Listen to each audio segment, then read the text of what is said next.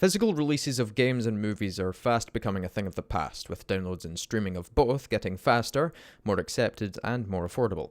Even video game consoles are releasing now without disc trays for even cheaper than those with, in a bold move to make physical copies of games even more obsolete. It's actually kind of remarkable how fast it's happened, really going to show how quickly these things can happen if companies just got off their arses and actually made an effort to broaden their appeal. This applies even to the content of most AAA video games at the moment, each one basically representing a flavour of vanilla with 1 or 2 grains of sugar added or subtracted depending on the developer. However, it seems that some companies are not only fixated on removing the unique sweetness of their content, but also its colour, its consistency, and anything that makes it even remotely vanilla to begin with, and instead turns into a grey, untextured gruel. Yes, I know this food metaphor is stretching, as is your patience, but just indulge me the time to set up my point, please. My point is that digital-only releases ain't all they're cracked up to be.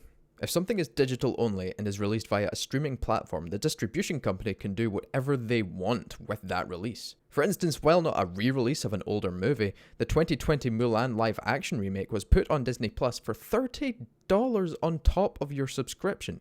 An insanely predatory and exploitative choice for what was a mediocre borefest at best. If it was released in theaters, it would have probably been the standard $15 to $20 that movie tickets are, but because it was a Disney exclusive release and a Disney exclusive service, they could choose to charge whatever they wanted for it. So there's that, and also the sensorial implications. We've seen Disney Plus cover up the terrible and unacceptable image of a woman's bare arse in Splash, and they've even dropped an episode of The Simpsons due to the involvement of a specific celebrity accused of kiddie diddling. Which one, you ask?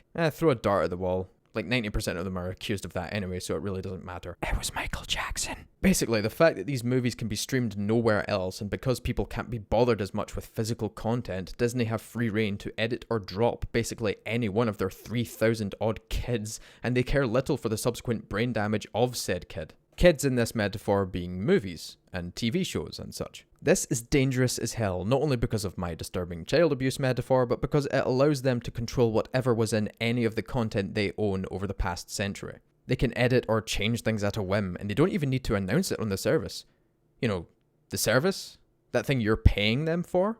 Fucking terrible practice that will only continue as long as digital services increase. This might sound like a Disney-specific rant, so let me just be clear, they're not the only company to do this. Netflix, for instance, cut a graphic scene of self-harm in their show 13 Reasons Why due to backlash. A whole 2 years after the season aired. I mean, what was the fucking point? If anyone was convinced to kill themselves due to the content of that scene, they probably would have done it already, so why edit it after 2 dang years of it being freely available? I'm not suggesting digital releases go away completely, but on physical, at least you know there's no chance of a company retroactively removing a problematic line of dialogue, or a scene that may offend someone's sensibilities, or God forbid a pair of naked butt cheeks get cut out of your movie. There's nothing they can do about it, short of, stomping into your house. If there could be a positive equilibrium between physical and digital media without veering too far to either side, that'd be fine, considering the move away from plastics and stuff like that. Which is why I recommend steelbooks, because they're made of metal, I hope. At least according to the guy around the corner who I get my steelbooks from, who always seems to smell of cheap scotch with a hint of shame. Anyways, yeah, don't just give in to only digital media. Not only can companies censor things quick as a flash in a kid's play park, but they can go so far as to straight up remove entire episodes of shows they've barely owned for 5 years from streaming platforms, increasing the troubling frequency with which we seem to be giving up the history of media for the sake of appeasing perpetually offended sods who wouldn't know the pain words caused if a dictionary hit them in the face.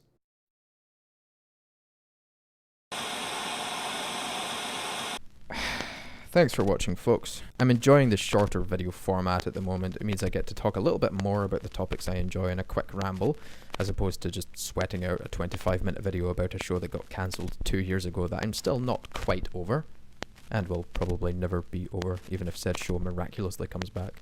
So hopefully with these short videos I can inject a bit of escapism from your dimension into mine. Not that mine has anything wonderful in it, but, shut up and don't ask. Daredevil Part 6 is in the writing stage, in that I'm going through and listing significant events in the episode, so I'm going to try and have it out in a few weeks if I really hammer it out. Just be patient, please. They take a while. Thanks for watching. I'll catch you soon. Cheers.